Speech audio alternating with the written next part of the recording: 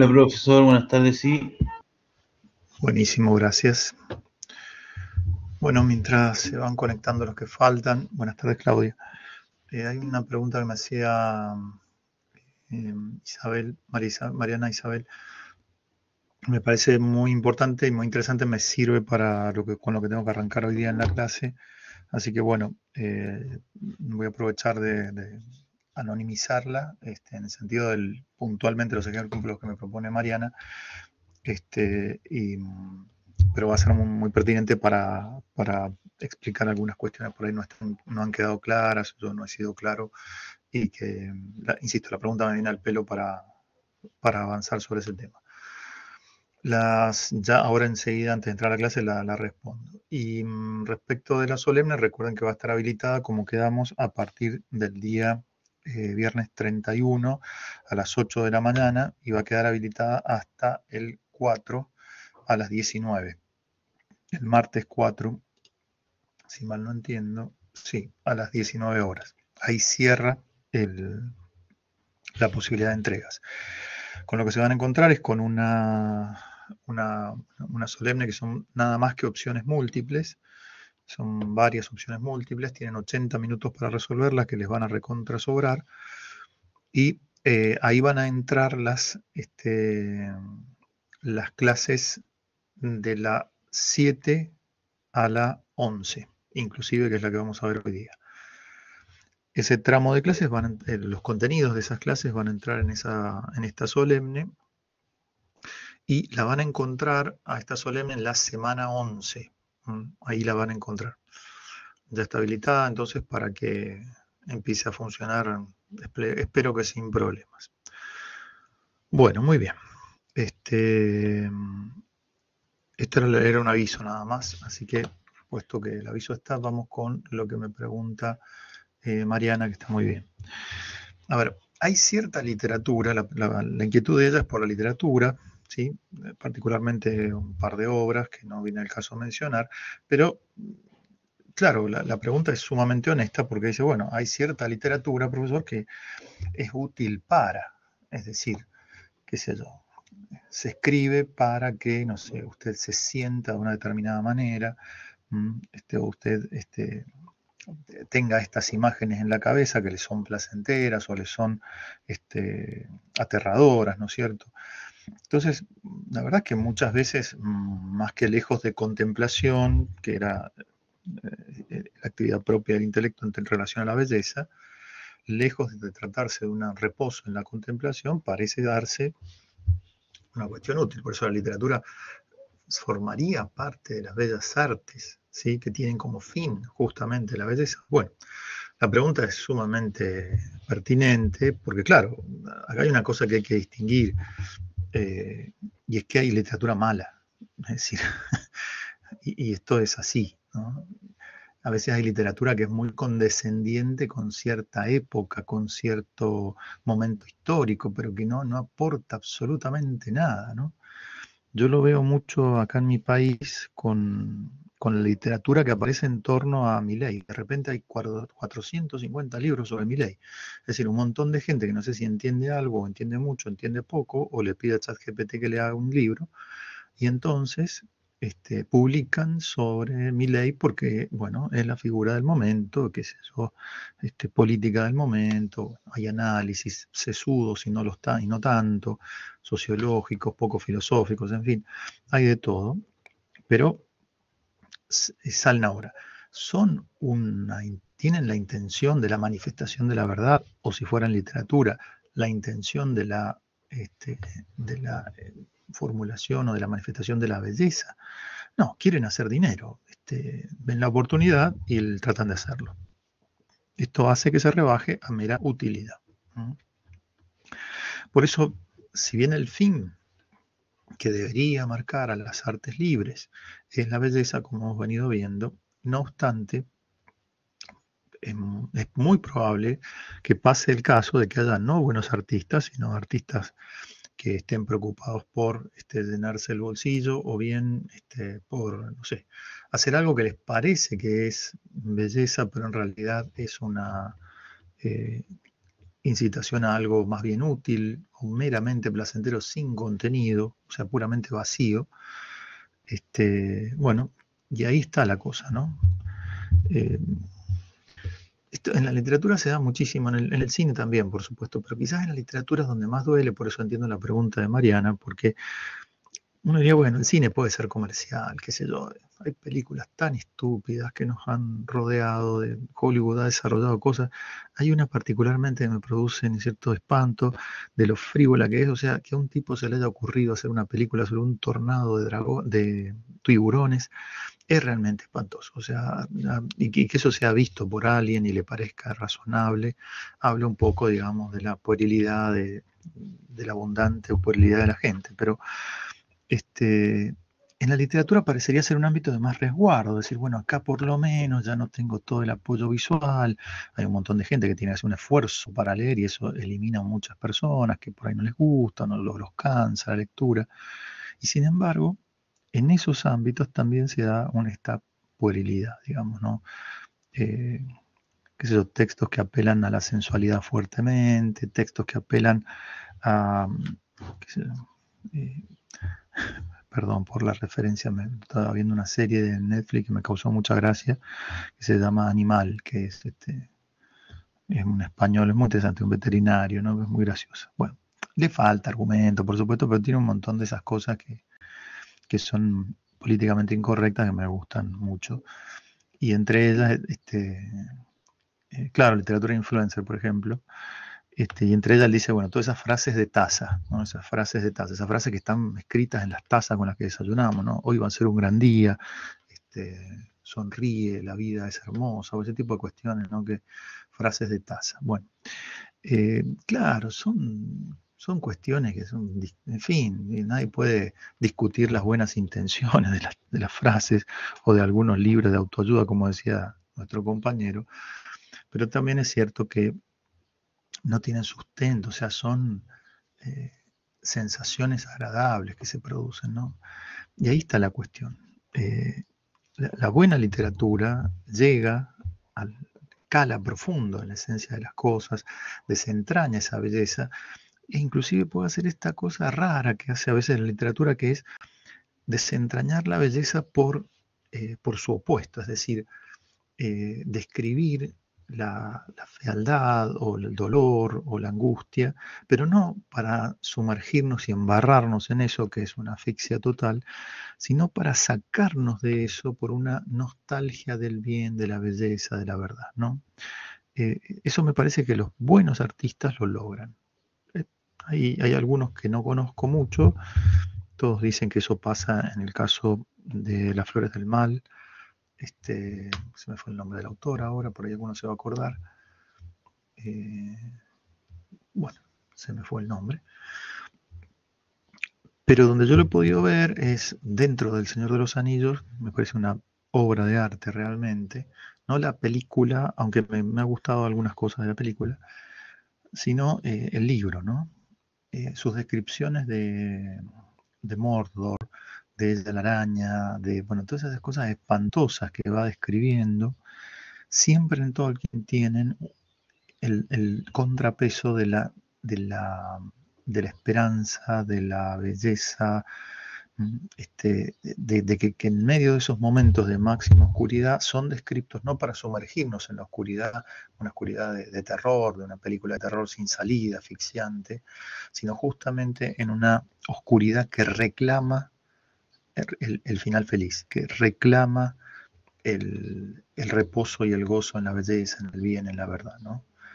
Y un pasaje precioso que me impactó muchísimo es cuando están Frodo y Sam. No queda, por eso hay que leer el libro, porque el libro lo dice, hay un discurso de Sam y de Frodo preciosos, pero que están los dos solos en Mordor, o sea, en el medio de Mordor, ya cerca del Monte del Destino, Gollum ya los ha abandonado, están realmente abandonados a sus capacidades, pobres, molidos por las cosas que ya les han pasado y las que todavía les esperan.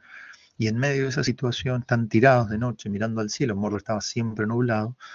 Y de repente el cielo se abre y ven una estrella. Alcanzan a ver una estrella. Y con que ven, en cuanto ven esa estrella, Sam se acuerda de las estrellas que veía en Hobbiton y la belleza de las estrellas que veían en Hobbiton. Y empieza un largo discurso que es precioso sobre el tema de la esperanza, y cómo esto es suscitado por la belleza de una estrella, ¿no? Bueno, de repente uno se olvida en medio del discurso de Sam, no de las dificultades, no de la oscuridad de Mordor, sino del sentido, se olvida de que todo eso, perdón, recuerda que todo eso está hecho por la esperanza de un bien mayor. Y ahí entonces finalmente se levantan reconfortados al otro día, ¿no? Es re interesante eso.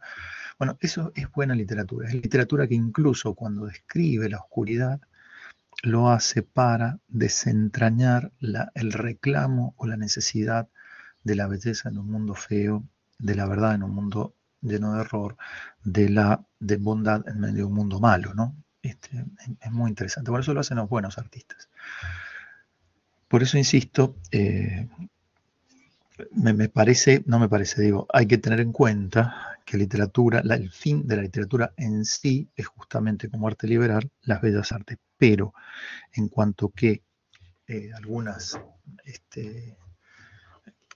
perdón, pero eso se puede hacer bien o mal. O sea, si bien el fin es la belleza, pueden haber obras literarias que no sean bellas, que solamente busquen exponer opiniones de influencers que carecen de conocimiento real sobre las cosas, en fin, o bien compilar frases de taza, ¿no es cierto? Es decir, bueno, o buscar halagar al sentido, o generar imágenes que sean atractivas, pero el tema es la generación de ideas. Este es el gran punto, ¿no? O sea, que el verdadero artista lo que logra expresar es una idea, y una idea que es bella, y una idea que es buena, y una idea que es verdadera. Es decir, toca una fibra humana profunda, la abre, la trabaja, la desarrolla, ¿no?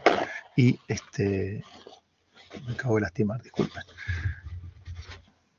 Bueno, me parece que voy a tener que ir a buscar una curita, vamos a ver qué pasa.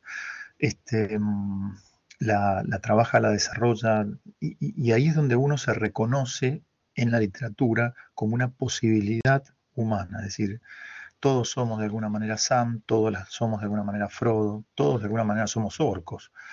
El tema es las decisiones que vamos tomando internas que nos van llevando para un lado o para otro. Por eso nos reconocemos de alguna manera en todos esos personajes. Todos somos medio hobbits, todos somos medio elfos, todos somos medio enanos.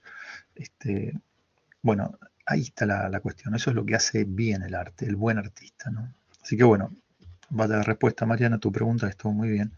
Y que no me viene al pelo. No, no, gracias por vos, al contrario, me viene al pelo para la clase de hoy día, para iniciar la clase de hoy día, que tiene que ver justamente con esta cuestión de las artes útiles y demás, ¿no? Para ir cerrando ya ese tema. Bueno, algunas cuestiones que... esperen, que me equivoqué.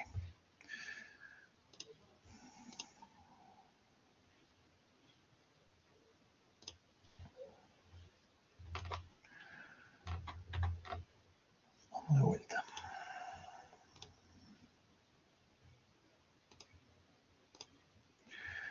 Bien, una cuestión que la clase pasada vimos, así que la retomo nada más para poder continuar con todo esto, es que el arte como tal podía tener dos caminos, digamos, ¿no? O sea, ustedes recordarán que uno de los caminos del arte era que colaborara con la línea de naturaleza. Los ejemplos que pusimos en ese momento son el caso del cultivo y el caso de la medicina, como dos ejemplos arquetípicos de artes. Colaborar con la línea de naturaleza. Esto da origen a las artes útiles, a las artes industriales, también hablamos en su momento, pero básicamente lo que tendría que quedar claro es que eso se refiere a la utilidad. Por otro lado, cuando ya el arte no busca seguir la naturaleza en el sentido de perfeccionar, si yo tengo un maíz, la línea del maíz, si tengo el hombre, la línea de la salud del hombre, si ya no busco trabajar por ese lado, sino que tomo a una determinada materia como portadora de una idea, ¿sí? lo cual suponía, ustedes recordarán, ¿no es cierto?, la aptitud de la materia para aportar esa idea y a su vez la habilidad del artista para generar esa aportación, etcétera. Bueno, cuando yo tengo eso, ahí lo que tengo es un arte que no está orientada a perfeccionar, sanar, mejorar una determinada naturaleza. Con lo cual es un arte, esta de perfeccionar, sanar, mejorar, un arte útil. No se explica por sí misma, sino por el servicio al maíz, a la salud del hombre y demás. En cambio, en este caso no hay una utilidad. Es decir, no se busca en la estatua del dios, decíamos en la clase pasada, el servicio a algo, en el sentido de que no sirve para nada.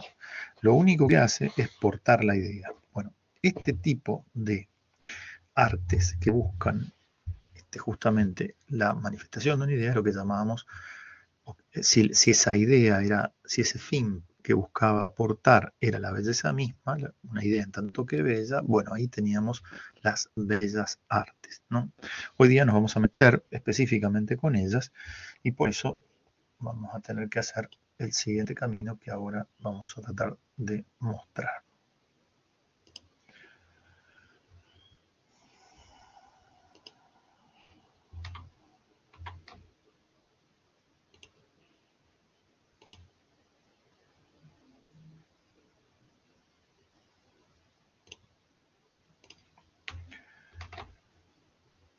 Bueno, muy bien. Aquí entonces tendríamos que empezar.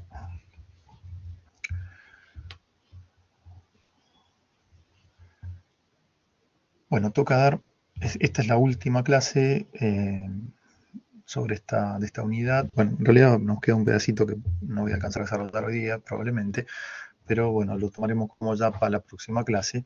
Este no va a ser evaluado, pero bueno, no deja de ser muy interesante. El tema de la cultura es un tema muy complejo, de mucha discusión hoy día, que se entiende por cultura y demás, pero bueno, es una clase que busca enraizar el concepto de cultura y cruzar el concepto de cultura con el concepto de arte, tratando de entender primero el concepto de cultura, ¿no? Bueno, esto lo veremos la clase que viene, va a quedar fuera de la evaluación, pero la evaluación incluye hasta la clase de hoy día, entre las 7 y la 11. Vayamos entonces a la clase que nos ocupa, que es la división de las artes por su fin. Hoy día vamos a entrar en esta cuestión propiamente, perdón, la vez pasada simplemente presentamos en general, donde hablamos de las artes bellas y las artes útiles. Bueno, hoy vamos a entrar dentro de las bellas artes en la división que les corresponde. Pero para poder hacerlo de un modo más o menos coherente, conviene, bueno, esto es lo que acabo de decir, conviene que empecemos a recuperar las diferencias entre lo que se llama arte útil y arte inútil, o como lo va a llamar el autor, necesario. ¿Sí? Vamos a enseguida, esa palabra por ahí medio vacía por ahora, pero partamos del siguiente ejemplo. Si yo les presento una llave francesa, o inglesa, nunca me acuerdo cuál es la francesa o la inglesa, supongamos que esta sea una francesa. Cuando ustedes la ven, y probablemente si son varones esto les llama mucho la atención, dicen que linda llave, se la ve sólida. Ustedes ya piensan en aflojar un flor de caño, ¿no es cierto? En desarmar una punta de eje de un auto, donde necesita una cosa así sólida, manifiesta, porque al verla, más allá que esté bien pintadita y esté súper linda para ser vendida en Mercado Libre, lo mismo pensamos en la utilidad que pueda tener esta herramienta. Yo con esto podría, es decir, nadie en su sano juicio tomaría esto y lo pondría de adorno en su pieza, ¿cierto? En principio, porque es una cuestión, es una realidad ordenada a una utilidad. Pero si después de un tiempo, ¿sí?, usted se junta con esta misma herramienta, pero que ya ha sido muy trabajada, muy usada, ya no sirve para el trabajo, se le han saltado unos dientes, entonces cuando intenta aflojar un caño salta la pieza, salta la garra, el agarre que tiene. Además esto es supongamos que fuera de su padre o de su abuelo, y usted se junta con todas esas cosas una vez que fallece, entonces bueno, tienen un carácter muy particular esas herramientas, ¿no? Entonces usted junta varias y hace esto. Bueno,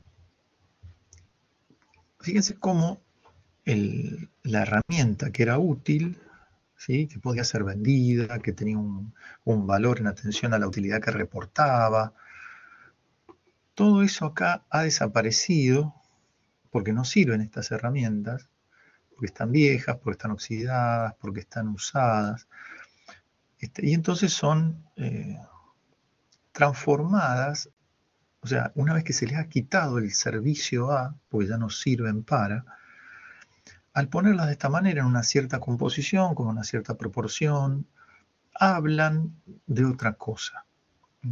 Y esto es lo interesante. ¿Por qué? Porque lo que ocurre acá es que las herramientas dejan de hablar de la utilidad para hablar de muchas otras cosas. Por ejemplo, cualquiera preguntaría, ¿por qué existe esto?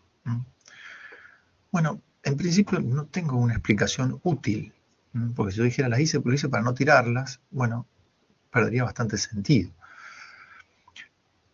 ¿Por qué hiciste esto? Bueno, porque esto de alguna manera, a ver, es el reconocimiento del trabajo de mi padre o el reconocimiento del trabajo de mi abuelo.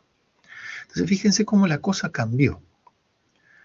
Porque de repente lo que era simplemente una herramienta valorada por el uso A, ahora se torna un símbolo del trabajo y del esfuerzo puesto por alguien para, no sé, alimentar una familia, cuidar esa familia, para hablar de la honestidad de una persona. Pongo varios ejemplos, o sea, se puede decir, o podría decir esa persona, bueno, no, que mi papá, bueno, mi papá tenía un taller y la verdad que trabajó muchísimo, gracias a ese taller yo pude estudiar, la verdad que me bancó toda la carrera, mi papá me bancó todos los estudios, cuando pudo me ayudó.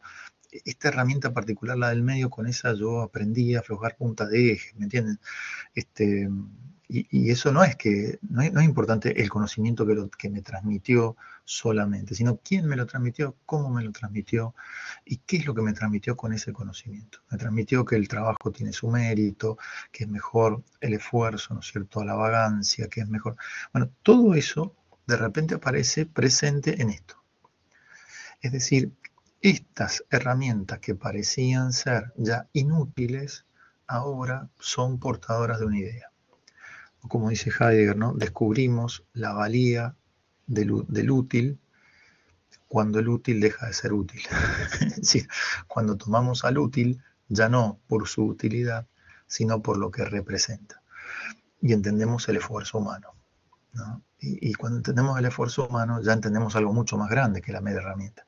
¿Y por qué esta persona que hizo esta composición le agrada contar todo esto a quien le pregunta y por qué hiciste esto? Porque está expresando una idea, ¿sí? Está apareciendo allí una idea, digamos, donde el útil se torna un portador de la idea. Ahora es el esfuerzo, es el amor, es el cariño, es la justicia, es la dignidad, es la honestidad. Todas esas cosas aparecen allí.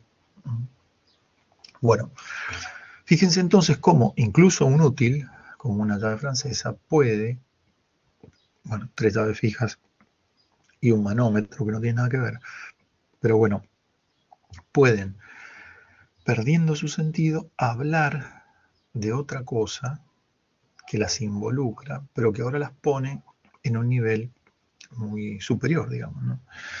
Yo no sé si a ustedes les pasa, pero bueno, yo heredé las herramientas de mi abuelo. Y las herramientas de mi abuelo las tengo.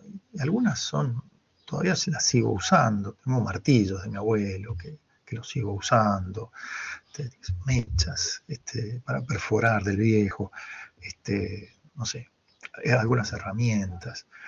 La morsa que él tenía, esa morsa, yo crecí con esa morsa, o sea, para mí es un símbolo esa morsa, no sé si saben lo que es una morsa, pero bueno, no importa. Todas esas cosas se heredan y con ellas no se heredan solo las cosas, porque si fueran solo las cosas, las tiraríamos.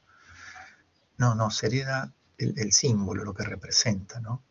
Bueno, es lo que espero que mis hijos reciban de mí, no solo herramientas, sino justamente lo que representan, lo que simbolizan, lo que expresan, ¿no? Bueno, sí, absolutamente, Pablo.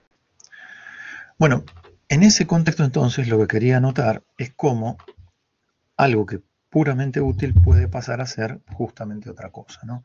Es decir, lo que en principio consideramos como un útil, es decir, aquello que no vale por sí mismo, sino en orden a otra cosa. Qué bueno, con esta herramienta podría aflojar la punta de eje, qué bueno, con esta herramienta podría destrabar un caño, qué bueno, con esta herramienta, etcétera. Pasa ahora a ser algo que el autor llama necesario, en el sentido de aquello que ya no vale por otra cosa, sino que vale por sí mismo. Es decir, no, su sentido no se explica en otro, sino en sí. El sentido de la herramienta se explica en el caño que no afloja. Porque con esa herramienta lo voy a aflojar, ese caño desgraciado, y voy a poder cambiar la unión doble esa, voy a poder poner una unión doble para poder seguir teniendo agua en el inodoro o en la ducha del baño. La compro porque sirve. Ahora, cuando ya pasa el tiempo y la pongo a esta herramienta como parte de una decoración, aquí ya no vale por la utilidad, porque de hecho ya no sirve, porque está rota, está vencida, sino que se torna representativa de algo muy humano, que es el esfuerzo, por ejemplo, el trabajo, la dignidad del trabajo y la importancia del esfuerzo, que el esfuerzo con el tiempo tiene su premio, etcétera, ¿no? No se explica en otra cosa, no sirve para, sino que es valiosa por sí misma. Y por eso me gustó muchísimo esto que dice el autor, es originante. ¿Cómo es originante? Claro, origina este hecho de que yo empiezo a valorar el trabajo cuando veo la obra. Digo, wow, claro, la herramienta se ha gastado en el uso y ese uso ha dignificado un montón de cosas y ha mejorado la vida de muchas personas. A mí me ha permitido estudiar, como decía antes, es decir, eso es lo que origina el conocimiento verdadero del trabajo. Porque si uno por ahí pretende advertir lo que es el trabajo en los trabajos mismos, la verdad es que hay trabajos que son bastante cansadores y bastante insatisfactorios durante buena parte. Pienso, por ejemplo, en un albañil que tiene que hacer una casa. O sea, hacer una casa es algo que después de un año, después de 8 meses, 9 meses, recién uno dice, wow, che, qué linda casa. Pero claro, hay que posponer la contemplación final mucho tiempo, no hay que aplazarla. Y eso significa esfuerzo confiado en el fruto que va a venir. Muy interesante esa cuestión, muy importante esa cuestión de advertir que el premio viene después de mucho esfuerzo. Y esto es lo que dice la obra. Origina. Yo recuerdo a mi abuelo por sus herramientas. Y lo que recuerdo del viejo es justamente su rectitud, su esfuerzo, su dedicación, su perseverancia, ¿sí? Y todas esas cosas están allí en ese horrible cuadrito, podríamos decir. Bueno, claro, usted compara esto con algún paisaje de Van Gogh y por supuesto que se queda muy atrás. Sin embargo, es originante. Origina la idea de trabajo, esfuerzo, que yo en el mismo trabajo por ahí no la veo o me cuesta verla, pero en estas cosas lo veo. Por eso es originante, ¿no? No originado. En fin, me gustó mucho esa frase, ¿no? Originante, esa palabra originante, ¿no? Me parece muy bien. Bueno, esto es lo que, en palabras mucho más difíciles, dice Heidegger. La verdad que me ha gustado bastante lo que he leído en él, pero digo, lo conocía a Heidegger después, o leía a Heidegger después de haber leído lo que les estoy dando a ustedes, con lo cual vi que Heidegger terminaba diciendo lo mismo que este autor que estamos siguiendo nosotros, ¿no? Que es bastante tradicional, ¿no? Heidegger tiene sus cosas, pero hay frases o hay observaciones que son muy, muy interesantes. Una de ellas es sobre lo necesario, ¿no? Es decir, Heidegger dice, este uso, el uso de la materia que nosotros hacemos en esta obra de arte, supongamos, este uso, dice, no gasta a la tierra, es decir, a la materia, ni abusa de ella como materia, sino que la pone en libertad para ella misma. Esto lo vamos a ver más detenimiento en la próxima clase, pero lo que hace el arte es tomar una materia y ponerla en libertad. ¿Por qué ponerla en libertad? Y porque ya no la usa para algo, sino que la deja ser. Simplemente la deja ser. Ahí está, la pone en libertad. Si la tomara para aflojar caños, ¿no es cierto? Para ajustar puntas de eje, para desarmar un cárter, para... Bueno, claro, ahí estaría en tomando la materia y sometiéndola al uso. En ese sentido le estaría, perdón la expresión, esclavizando, es decir, ordenando a un uso. No, no está mal, por supuesto, esto, pero claro, supone limitarla a un uso determinado. En cambio, cuando a la materia la toma el arte, y acá me acuerdo de la pregunta de Mariana, el verdadero arte, o sea, cuando se toman cuando el literato toma las palabras y hace verdadera belleza, no hace pavaditas, cuando hace verdadera belleza, bueno, ahí pone en libertad el lenguaje, porque no porque diga cualquier cosa, sino porque el lenguaje, la palabra, se torna o aparece en su valía en sí misma y no está al servicio de la comunicación, como cuando usted lee, por ejemplo, un manual de cómo arrancar el auto, de cómo activar la hidrolavadora, cómo utilizar una pasta de dientes. El lenguaje está ordenado a la utilidad. Tiene que mandar un mensaje muy claro. La pasta de dientes se coloca sobre el cepillo de dientes y no en la boca directamente. No lo tienen que traducir a los ojos. ¿Vio? Son cuestiones útiles. Pero cuando el lenguaje como tal deja de estar al servicio de y solamente brilla en la manifestación de una idea, bueno, el lenguaje es puesto en libertad. Me gustó mucho eso de Heidegger, por oposición al útil, que si bien, como dice él, el ser acabado del útil significa que es liberado para ir más allá de sí mismo, pero termina agotándose en el servicio. Perdón, en los dos casos es liberado. Claro, lo que pasa es que en el primer caso es liberada la materia, el lenguaje, por ejemplo, en el caso de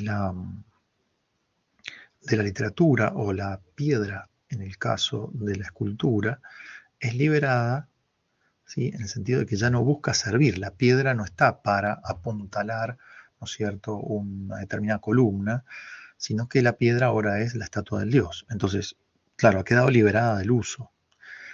En el caso, y por tanto, su único sentido es esplender la idea que porta.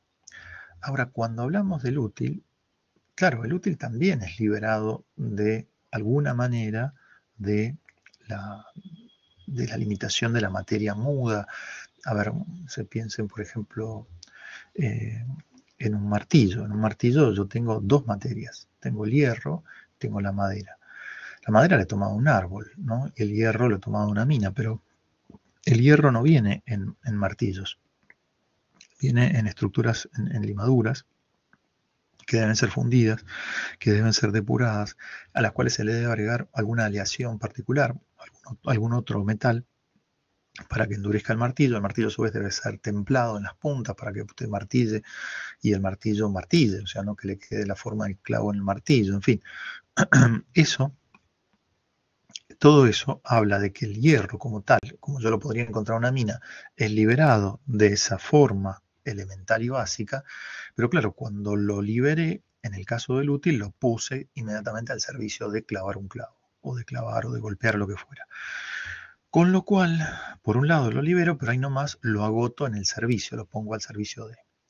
Esto segundo es lo que no pasa en el caso de lo necesario. Acá no hay no se constriña ninguna libertad en la materia, sino que se la pone en libertad. Ella aparece en su mejor versión, ¿no? Algo así como si dijéramos que entendemos mejor a la piedra en la Venus de Milo que en una cantera. En la Venus de Milo entendemos a Venus y entendemos a la mujer.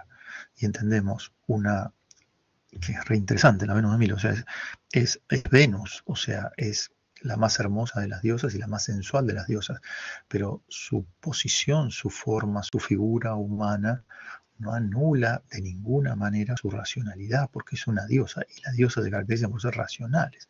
Por eso la Venus de Milo es realmente de una racionalidad femenina impresionante, ¿no? Bueno, esto es la idea. Entonces yo cuando veo eso, y entiendo que la piedra puede ser portadora de esa idea, entiendo a la piedra en su mejor versión, en lo que más me puede dar la piedra, que es ser Venus, ¿no?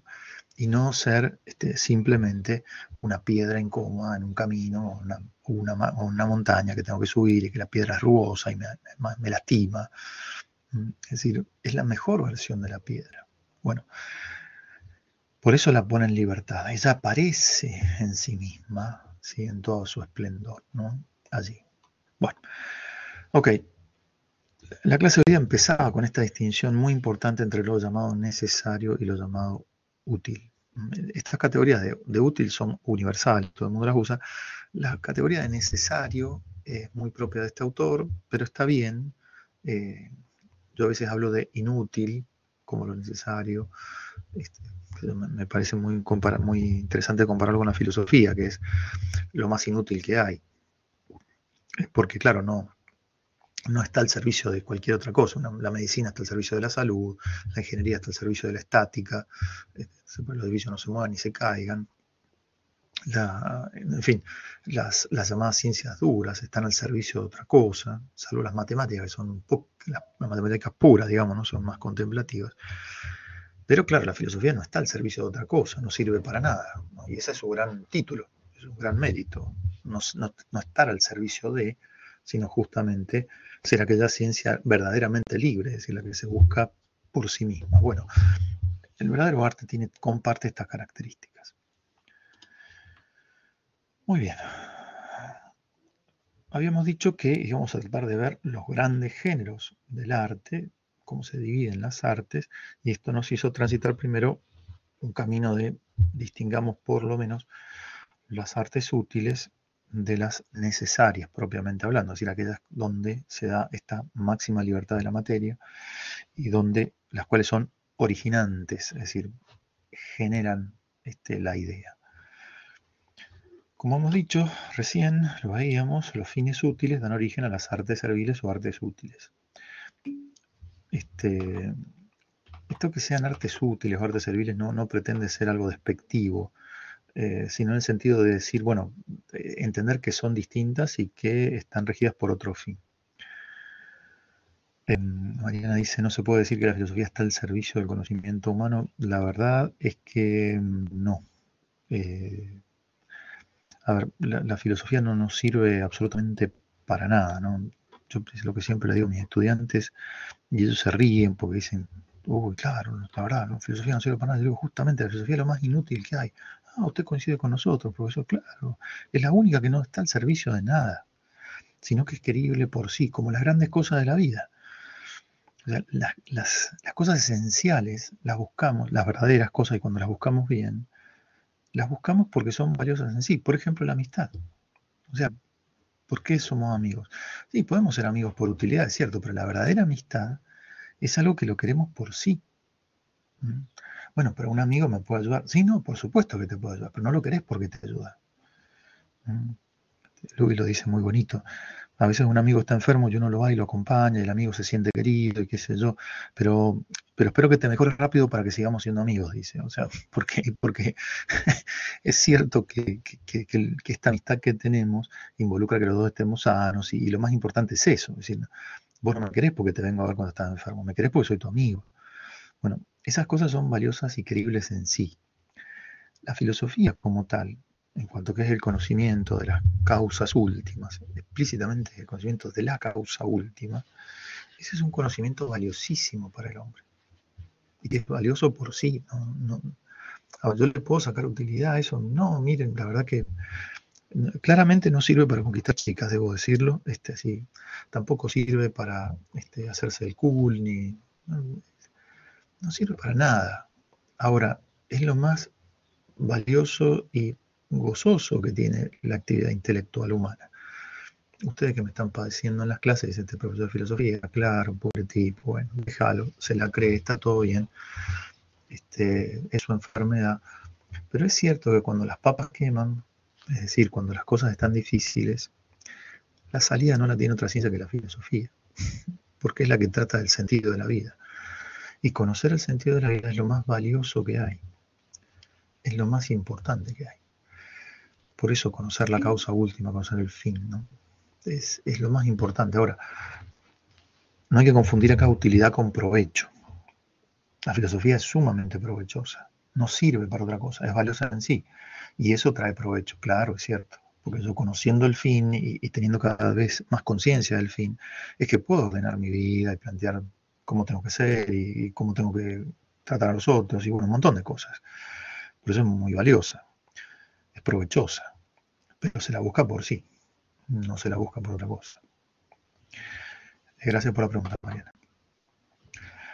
Los fines útiles entonces dan origen a las artes serviles o artes útiles. Insisto, esto no las... Acá a veces nosotros somos medio complejos en nuestra concepción, entonces entendemos todo en categoría de estas están bien, estas están mal. Es decir, ojo, las artes útiles son artes valiosas. Es decir, el tipo que descubrió cómo templar el hierro es un maestro, se lo voy a agradecer toda la vida, por eso yo puedo, no sé, perforar con una mecha, clavar un clavo, usar una gubia para tallar madera, porque está templada. O sea, el que descubrió eso, que es un arte servil, gracias, ¿sí? Totalmente gracias. Y así con tantísimas artes útiles que están justamente al servicio y en su servicio, ¿sí? Aportan algo muy bueno a la vida humana, ¿no? Entonces, por eso digo, si bien son serviles, no son malas, ¿me entienden? El tema es que se pueden tornar, pueden tener un grado de perversidad cuando ellas se constituyen, si se pretendieran constituir en las únicas o las más importantes. Ahí es donde se tergiversa el orden. Segundo, es cuando se trata de fines necesarios en relación a lo necesario que hablábamos recién. Claro, acá tenemos las artes liberales. Justamente por esto que decíamos, ponen en libertad a la materia.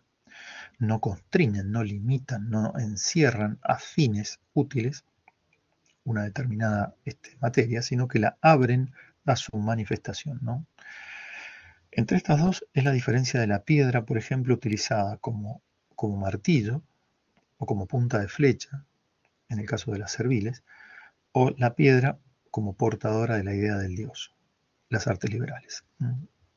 Ahí se nota muy bien, siendo que es la misma materia. Si la materia la someten, la abren, pero la someten a la utilidad, o la abren simplemente. Ahora, hay un grupo de artes que es mixta. ¿Qué significa esto? Y que tienen algo de liberal y algo de útil o servil. El ejemplo arquetípico es la arquitectura, ¿sí? Pero lo vamos a ver enseguida. Lo que vamos a ver a continuación entonces es la clasificación o la división de las artes liberales y después al final vamos a hablar un poquito de las mixtas. Vamos a traer algún que otro ejemplo que espero que el PowerPoint funcione. No sé, después, bueno, cuando llegue ahí les voy a comentar. Pero consideremos en primer lugar las artes liberales en cuanto tales. Como decía, las artes liberales son aquellas que no están cerradas a un determinado uso, tomando la materia para liberarla de su estado original, pero constreñirla a un uso humano, decíamos las puntas de flecha en el caso de una piedra, el martillo en el caso del hierro. A su vez, las artes liberales, que tienen como fin, ustedes recordarán, a la belleza misma, pueden ser de dos tipos. Las artes liberales pueden ser dinámicas o plásticas. Se las llama dinámicas cuando implican movimiento. La danza es un arquetipo de un arte dinámica. Mientras que las artes plásticas, aun cuando estén expresando movimiento, son estáticas. La pintura, por ejemplo, es un típico caso. Puse esta imagen de los apóstoles en medio del mar de Galilea, que está súper picado, súper convulsionado. Los apóstoles están asustadísimos porque el mar se mueve por todos lados. Cristo duerme en la punta de la barca, duerme de hecho. Y esta idea de movimiento, fíjense cómo la logra algo que es estático, ¿no? Uno de los apóstoles se le está escapando el remo, los otros levantan los brazos, gritan, ¿no es cierto? Y Cristo duerme en la punta de la barca. Esta imagen justamente comunica movimiento, comunica una idea, pero lo hace a través de un arte estática. Por eso las llamamos plásticas. Bien, veamos cuáles son primero las artes plásticas. perdón, las dinámicas, disculpen, las que involucran un movimiento. Bueno, quizás la que todos conocemos y más fácil de entender es el cine. ¿Sí? Ustedes saben que el cine ha entrado a formar parte de las bellas artes a mediados de este siglo, creo, eh, porque siempre estuvo en cuestión este hecho. Bueno, hubo una buena época cuando apareció el cine, hubo un tiempo que no fue considerado arte o bella arte, o sea, no tenía el rango para participar de las bellas artes. Hay una serie de observaciones interesantes en torno al cine, o sea, cuál sería el arte del cine, porque en todo caso se podría hacer un arte menor a partir del teatro, por ejemplo. Pero bueno, todos los defensores del cine como arte, ya hoy día no se discute eso, apelaban a la capacidad que tiene el director de ir justamente sectorizando la visión, ¿no? Esto es quizás lo más llamativo del arte. El arte del cine no te muestra completamente la escena, el landscape, digamos, todo el paisaje, sino que te va sectorizando. Y al sectorizar, lo que puede generar, digamos, una serie de cuestiones muy interesantes. Por ejemplo, los acercamientos en los rostros. Eso es algo que a la visión humana natural, o cuando vemos el teatro, estamos a cierta distancia en el teatro, entonces no alcanzamos a ver completamente las expresiones del rostro. En el teatro tiene más que ver con expresiones corporales más generales, más amplias, y además con la forma en que se dicen las cosas. El cine tiene la posibilidad de hacer un zoom sobre un rostro, por ejemplo, ¿no? Y entonces ahí los rostros empiezan a decir mucho de lo que está pasando en la obra. A ver, no sé si han visto una película, es vieja ya, para ustedes es viejísima, pero tuvo mucho éxito en su momento. Se llama Pecados Capitales. Es un policial negro, muy duro. Lo pudieron ver. Bueno, me alegro. Bueno, si lo pudieron ver, recordarán probablemente la última escena, la cara de Brad Pitt, aparece un Brad Pitt desconocido realmente ahí, cuando, cuando se resuelve el misterio. No voy a spoilear, digamos, la escena, ¿no? Exactamente, eso. La cara de él es impagable, o sea, es espantosa, ¿no? Pero claro, eso lo logra el cine, porque si estuviéramos en el teatro, ese rostro a la distancia que estamos no se vería. Sí, en toda la escena está lloviendo. Sí, eso también es un efecto que logra el cine, exacto. Sí, eso no lo podría lograr el teatro, por ejemplo, ¿no? Eh, la cara de él es impagable. O sea, es cara de desesperación absoluta, tristeza profundísima. Bueno, es muy fuerte, la verdad que es muy, muy fuerte. Bueno, eh, eso lo logra el cine, digamos, ¿no? Y la verdad que hay que sacarse el sombrero. Ahí los directores tienen todo el arte, por eso se llevan los premios, ¿no? Hay que saber hacer las escenas y demás. Digo, y eso es verdadero arte, ¿no? Por supuesto que están después todas las otras cuestiones técnicas, qué sé yo, probablemente hayan visto o sepan de la existencia de Matrix. La película Matrix como tal, que también me gusta mucho, la 1, se los he comentado. Matrix diseñó una tecnología particular para poder filmar sus escenas. Ustedes recordarán en la primeras escenas de Matrix, de la primera entrega, hay un momento en el cual, se me fue el nombre de la actriz, bueno, eh, está dentro de la Matrix, todo esto usted no lo sabe, y ella salta y queda como suspendida en el aire mientras la cámara la toma, le hace una toma a 180 grados. Bueno, esa toma es real, es decir, no está digitalizada, es una toma real, una serie de fotogramas reales. Eh, Karen Moss, exactamente, muchas gracias, muchas gracias, Karen Moss.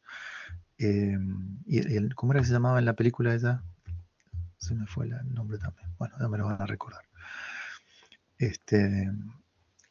Ahí el director diseñó una cámara que la disparaban con una explosión de manera que recorría esa distancia que la rodeaba completamente a ella, filmando en alta velocidad, la rodeaba completamente en décimas de segundo, con lo cual cuando lo reproducen en velocidad normal parece que ella queda suspendida. Bueno, brillante por parte del director, ¿no? Bueno, todas estas cuestiones, hay cuestiones técnicas, hay cuestiones de arte del actor, hay cuestiones de recortes en cuanto que zoom o tomas y demás que hacen a la belleza del cine. Realmente hay cosas preciosas.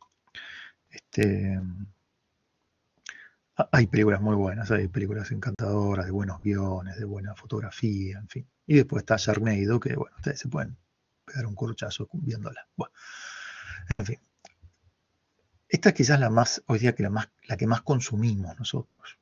Vamos a ser sinceros, desde la aparición del streaming consumimos muchísimo, no diría cine, sino películas, verdadero cine, hay que ir al cine, como todo el mundo sabe, ¿no es cierto? En el tamaño que corresponde, pues han sido filmadas para eso y para verlas así y demás. Bueno, pero si tuviéramos que decir ya no lo que más se consume, sino cuál sería la primera de las artes dinámicas, la más importante de todas, y sin duda esta es lo que se llama la poesía.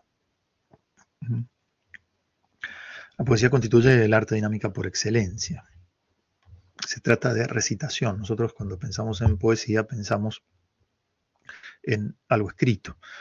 Bueno, en realidad hay que pensar en algo recitado, porque la poesía está pensada para eso, para ser recitada. En la recitación se entiende la métrica y la métrica pone un condimento más a la misma, a la idea de lo que se dice, ¿no? Bueno, ya voy a hacer referencia a cada una específicamente. La otra arte dinámica es el canto, la música, la danza y el teatro. Constituyen el bloque fundamental de las llamadas artes dinámicas en todas sus variantes, ¿no es cierto? Porque claro, el teatro puede ser el teatro romántico, el teatro griego, bueno, hay mil variantes, pero tomemos las genéricas por ahora. Si tuviéramos que dar una caracterización muy rápida de cada una, porque no es la intención hacerlo, además todos los de letras me empezarían a bombardear si yo quisiera meterme en esto, así que no voy a decir nada. Solo podría decir que la poesía tiene que ver con la musicalidad de las ideas. Estos son los elementos que reclamábamos al comienzo de esta clase. Es decir, la poesía no tiene que ver solo con la musicalidad o la rítmica o la métrica o la coincidencia de sonidos finales en cada uno de los versos, ¿no es cierto? No es eso lo que hace a la poesía, sino lo que hace a la poesía es que esa estructura contiene unas ideas y esas ideas han tocado alguna fibra de la naturaleza de las cosas o del hombre. Han tocado la esencia del dolor, la esencia del gozo, la esencia del amor, la esencia de la verdad. Bueno, eso es lo que hace la poesía presentándola musicalmente, o sea, presenta una idea musicalmente hablando. Esto es un poco, quizás en las antípodas de esta presentación o de esta concepción, es lo que habló o de lo que habló el dadaísmo, ¿no? Cuya poesía consistía en repetir infinidad de veces la expresión da, da, da, da, da, da, ¿no es cierto? Esa expresión, de ahí viene dadaísmo. Justamente quería romper con la idea de la idea, con la idea de la idea, perdón, la redundancia, con este hecho de que la poesía porta una idea y quedarse solamente con una musicalidad repetitiva, ¿no? Buena parte del dadaísmo en la poesía proponía a una persona, al poeta, caminando sobre una cinta caminadora, esa que está en los gimnasios, y en cada paso repetía da, da, da, hasta que caía extenuado, ¿no? Bueno, esa era la obra de arte. Bueno, en fin, digo, en las antípodas de lo que estamos diciendo, ¿no? Que esté contenida una idea es la idea la que genera la música, la métrica, ¿no es cierto? En fin. Bien, se entiende que todo esto es dinámico, por eso decía, claro, ustedes por ahí, nosotros por ahí vemos la poesía escrita y decimos esto es estático, profesor. No, no, es que es dinámico porque es para ser recitado. Ahí está el dinamismo de la poesía. En el caso del canto se entiende más que sea dinámico, es bastante más fácil. Aquí, esa musicalidad que estaba solamente en la métrica poética, ahora encuentra justamente con la variación de tonalidades la posibilidad de abrir un poco más o generar cierta, acompañar, digamos, con la música la idea que se está indicando. Por ejemplo, si se trata de una canción que hable de un amor no correspondido, bueno, los tonos no son mayores, sino que los tonos serán menores y son tonos más acordes a la situación triste que está atravesando el pobre tipo al cual no, o la pobre mujer a la cual no le correspondieron su amor, ¿no? Si por el contrario es un amor sí correspondido, que habla de lo bien que usted la está pasando, bueno, ahí se utilizarán preferentemente tonos mayores, porque son más adecuados a ese tipo de ideas, ¿no? Bueno, por eso es la idea, hemos charlado en otras oportunidades, o lo vamos a charlar más adelante, es la idea la que establece o genera la composición musical. La que genera los materiales más adecuados, en fin, ¿no? Hay instrumentos que son más adecuados para una idea y otros menos, en fin. Todo esto tiene que ver con el proceso artístico que en breve en esta misma sala vamos a comenzar a ver. Pero después viene la música en el sentido de la música sola, sin canto. Entonces uno podría decir, bueno, hasta acá la poesía y el canto, profesor, está bien, la idea está expresada en palabras, se entiende. Pero ¿qué pasa en la música? Porque la música sola ya no tiene justamente una idea expresada en palabras. Tampoco tiene idea la música. Bueno, hay músicas de día que sí, claramente no tienen idea, son espantosas. Hay mucho de eso. Desgraciadamente el mal gusto es bastante más popular que el buen gusto, entonces se vende mucho más y se produce mucho más, ¿no? No sé, a veces escucho, digo, cuando llega un semáforo en rojo, a veces alguna persona de estas de mal gusto se estaciona, está al lado mío y va haciendo una ostentación de mal gusto así muy, muy grande, poniendo su música horrible para que la escuche todo el mundo. Entonces, inevitablemente, porque eso está a un volumen altísimo, casi como una fiesta electrónica, entonces es inevitable escuchar las letras. Y las letras son espantosas, o sea, son realmente espantosas. Claro, y uno se acuerda de otras letras musicales que, digo, no clásicas, no digo poemas maravillosos, que yo digo, Fito Páez, Charly García, no sé, Bob Dylan, es decir, gente que, digamos, no era una literata, pero Dios mío, que les llevaban años luces esas letras y sin duda esas músicas. Bueno, en fin. Ahí entonces tendríamos canto, pero cuando hay música sola, sin letra, desaparece la idea. No, no, justamente las ideas están. Lo que pasa es que esa idea, incluso cuando no tome un tema particular, pienso por ejemplo, siempre traigo como ejemplo el invierno de Vivaldi. El invierno de Vivaldi, todas las cadencias, es decir, todas las tónicas que va utilizando, los tonos mayores, los tonos menores, según los va eligiendo, tienen que ver con el invierno. Entonces hay una predominancia de tonos menores. Pero claro, también Vivaldi representa a su invierno, y como es su invierno, es un invierno nevado, un invierno donde se congelaban los caminos, donde si uno salía a caminar de repente patinaba, y esas patinadas, y que uno se iba de traste al piso, están representadas en la obra. Entonces es interesante cómo la misma música allí habla de esas ideas. Pero supongamos un caso de que no hubiera un tema como el invierno, sino simplemente fuera música, que es lo que le gustaba hacer a Bach. Este aria en sol mayor, que espero que se escuche, es un caso, ¿no? Muy, muy famoso, muy conocido también, una obra para, en fin, que esta es un aria para cello, es la famosa aria en sol mayor. Eh, es solo música, pero hay una comunicación de una racionalidad en la continuidad dinámica de las notas que es muy gozosa para los seres humanos, ¿no? Escuchémosla en esta versión particular. Un contemporáneo, es linda versión, la verdad, y en un entorno precioso. A ver si se escucha bien. Si no se escucha, por favor, me confirman. Bueno, me gustaría escucharlo entero, pero bueno, la clase se nos va a acabar y yo tengo que avanzar, perdón. Una versión preciosa, la verdad, hermosísima, del área en sol de Bach. Habrán visto los instrumentos, hay un grupo de violines, un grupo de chelos, un contrabajo y el chelista principal. Este muchacho, yo no sé si conocen, tenía una especie de grupo con otro chelista, se llamaban Dos Chelos, que hacían desde clásicos hasta contemporáneos, que se yo he escuchado Stairway to Escalera al Infierno, no sé si es de Metallica, no me acuerdo de quién es, tocado por ellos, para que se den una idea de las cosas que tocaban, hasta esto, ¿no? A mí me ha venido muy bien pedagógicamente hablando, porque tienen cosas muy bonitas y que ha permitido que mis hijos se aproximen haciéndoselos escuchar a ellos, algo que no sea tan lejano. Música contemporánea ejecutada por dos chelos, que son versiones preciosas. Bueno, y encontré esta que me gusta muchísimo, la verdad que es encantadora, está muy bien filmada, toda la fotografía es preciosa, ¿no? El lugar donde está tocando es hermosísimo. Bueno, una cosa bellísima de Bach que, bueno, no sé si la conocían, seguramente sí, en una muy buena versión. Bueno, es que ejemplo, decía recién, de la música. Ustedes miran cuál es la idea acá, profesor. Habla de invierno, del verano, de la pasión, de qué diablos está hablando.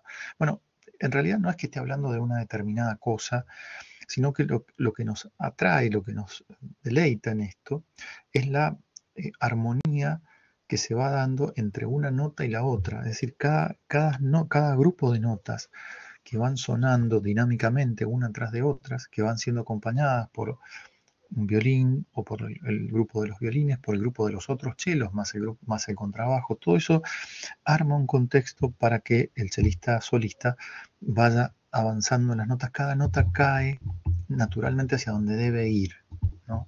Y se va dando este gozo en que cada nota vaya siendo armónica con la anterior y lo haga de modo adecuado. Por eso esto es un caso, digamos, ejemplo de una cosa bellísima, ¿no? Insisto, en una muy buena versión. Nos place por eso, porque es absolutamente racional y esa racionalidad se va notando en la armonía y proporción que se va dando en cada una de las notas que van siguiendo, ¿no? Que se van siguiendo unas a otras. Bueno, la otra arte dinámica que implica movimiento, decía, es la danza. Bueno, esto es bastante más sencillo, ¿no es cierto? La música sigue estando presente, el canto ya no está presente o no es el elemento central. Si aparece no es tan central como la danza misma, que dice a lo que está pasando, ¿no? Qué sé yo, desde cuestiones clásicas como el baile de los cisnes o lo que es un vals, bueno, tienen que ver con que el cuerpo humano asume, ¿sí?, a la música. Por supuesto que en esto hay de todo, ¿cierto? Hay cosas espantosas y cosas interesantísimas. En general, los bailes folclóricos son bastante interesantes, por no poner bailes clásicos que son más complejos, digamos, ahí hay que tener más idea. Yo no soy una persona particularmente afecta al baile clásico, pero tengo colegas que son muy conocedores y siempre me hacen notar un montón de puntos importantes que hablan de mi propia ignorancia y de la grandeza y valía de ese baile. Pero si usted va a algo más simple, más próximo, como puede ser, no sé, como la cueca, la samba, el gato, son danzas que tienen racionalidad. Cuando uno las intenta aprender, va a una academia, porque hay que aprenderlas en una academia, o sea, hay que aprenderlas de alguien que sepa, por lo menos. Tienen estructuras que son no solo son rítmicas, sino que son muy racionales. Cuando se hace el galanteo, cuando se hace el zapateo, cómo se desplaza la mujer, cómo se desplaza el varón. El varón zapatea, la mujer hace se me fue, galanteo se llama, creo que es galanteo. En la samba el movimiento de los pañuelos, es decir, es muy racional. Y eso es lo interesante. Esa racionalidad asume al cuerpo desde una música que dice algo y que pone esas ideas en el baile directamente, ¿no? Bueno, por poner un caso. No vamos a hablar del perreo porque, bueno, ahí eso sí se va al pasto completamente. Y creo que es una forma no recomendable, digamos, de baile, pero bueno, en fin. El teatro, aquí la música ya no está tan presente, no constituye el centro, sino que acá tiene que ver el movimiento corporal más la palabra. Los artistas de teatro hablan fuerte, ¿no? Tienen que escucharse en todo el teatro y tienen que saber poner en ese volumen las ideas de lo que se está representando. Bueno, y por último el cine, que ya charlamos un rato, así que lo dejo por ahora. Vayamos a las artes plásticas, ya voy, espero, terminando. Las artes plásticas, como decíamos, son estáticas. Entre ellas está claramente la escultura, la pintura y los grafismos, pero también aparecen las artes mixtas, a las cuales voy a hacer referencia al final. Decíamos recién que las artes estáticas, sobre estas artes plásticas, involucran justamente la utilización de una determinada materia de modo plástico para generar una obra que esté estática, no que esté quieta. Bueno, la escultura claramente asume el volumen, pero ese volumen lo asume de una determinada materia, es decir, tal escultura, esa materia tiene que ser o el hormigón o la piedra. Si es la piedra, puede ser un montón de piedra, puede ser el basalto, puede ser el mármol, en fin. Y lo que hace es generar algo en el espacio. A ver, la escultura es, diríamos hoy, en 3 dimensiones, ¿no es cierto? Utiliza las 3 dimensiones. Es allí donde pone esta idea de belleza y esto está quieto. El que se mueve en torno a la escultura es usted. La pintura abandona esta triple dimensión para quedarse solamente con 2 dimensiones, aun cuando grafique, exprese 3 dimensiones, ¿no? Pero si para la escultura el volumen era lo suyo, para la pintura es el plano lo suyo. Es decir, el plano, las 2 dimensiones. Hay otro tipo de arte que son los grafismos. Aquí entran toda la utilización de los grafitos. Un grafito es la mina de lápiz. Estos grafitos pueden ser de diversas formas. Está el grafito propiamente hablando, está la sepia, que es una especie de carbón marrón, está la carbonilla, que es un carbón negro. En fin, son distintas técnicas, distintos materiales, se hace sobre papel, se trabaja sobre papel en general, digamos, ¿no? Podríamos incluir acá un montón de otras cuestiones, como, no sé, la, la, bueno, la fabricación de cuños,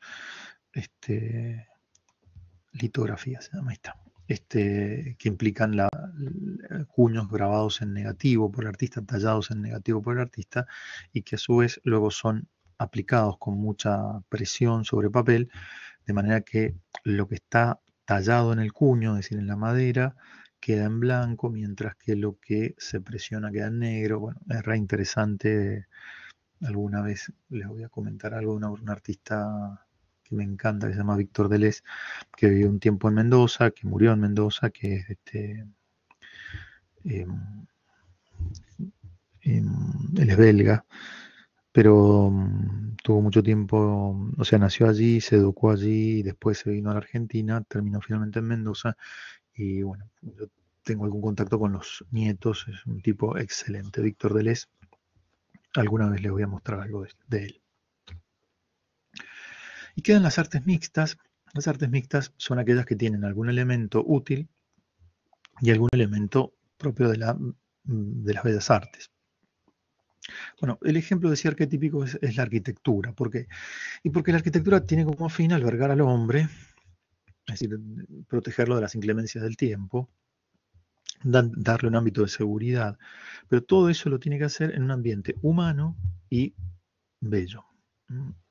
Y esta es la cuestión. O sea, hay arquitectura que pierde de vista esto, es decir, que alberga a un hombre, con lo cual empieza a generar un poco perdón por lo que voy a decir, pero bueno, un poco el arte minimalista tiene que ver con esta pérdida de sentido del hombre contemporáneo. Entonces los espacios son abiertos e indefinidos. O sea, es un loft, la idea del loft, por ejemplo, ¿no? Donde usted puede tener la cama donde quiera, en fin, los primeros loft incluso tenían los inodoros puestos así, ¿no es cierto?, sin ningún tipo de resguardo, digamos, de la vista. Es decir, un espacio de indefinición total, ¿no es cierto? Bueno, en fin, un poco más complicado. O por otro lado, casas que son imposibles de vivir humanamente por lo chiquititas que son, ¿no es cierto? No se puede tener familia, no se puede tener nada, no se puede tener ni un pez, porque ocupa demasiado lugar, en fin. la arquitectura tiene que tener como sentido albergar a un hombre y hacer que el hombre se dignifique allí, o sea, buscar la dignificación. Y esto importa la belleza. Perdón, ya estoy en hora, me apuro. La alfarería, bueno, la tapicería de bordado, que es muy sencillo, no tiene ningún problema. Sobre el final, el autor nos recuerda como un poco el conflicto que hay hoy día respecto de las artes útiles y las artes inútiles, a través de lo que se ha dado en llamar la tecnología. Esto es un fenómeno muy siglo XX, fines del siglo XX, principio del siglo, perdón, fines del siglo XX y siglo XXI, y lo va a seguir siendo. Esto ha ido escalando a una velocidad astronómica. Como a veces no, hoy día es bastante común para nosotros este hecho de que lo necesario y lo útil pasa a ser más importante, perdón, lo útil pasa a ser más importante que lo necesario, y la tecnología está al servicio de lo útil, no hay ningún problema, pero avasallando a lo necesario, como si nos hiciera olvidar de las cosas necesarias, ¿no? No es casual, esto es un fenómeno mundial, la, la increíble caída en la matrícula de ingreso a las universidades que dan humanidades, ¿no? O sea, eso es un dato de cómo lo útil en la cabeza de la gente en general avasalla a lo necesario, ¿no? Por eso él dice, bien discernido el valor de lo necesario y de lo útil, se entiende el grave desorden que anima a la civilización moderna. Todas las fuerzas de la inteligencia humana se han volcado por completo, con abandono de lo necesario, en el desarrollo de los medios, de lo útil, cuando esto por sí mismo no va a ninguna parte. O sea, lo útil por sí solo se entiende a la luz de lo necesario. Lo útil por lo útil mismo, y bueno, es lo que da luz el sinsentido, ¿no? Pero en fin, bueno, esto lo tenemos que charlar más adelante porque ya me pasé. Bueno, hasta acá llegamos, acá termina la clase. No creo que haya ninguna duda, pues no les quiero embromar la clase que viene. Bueno, les agradezco mucho la atención. Recuerden que queda habilitado a partir del 31 la Solemne 1 y bueno, veremos qué pasa. Espero que les vaya muy bien. Nos vemos la semana que viene, ¿no? Que tengan una buena semana.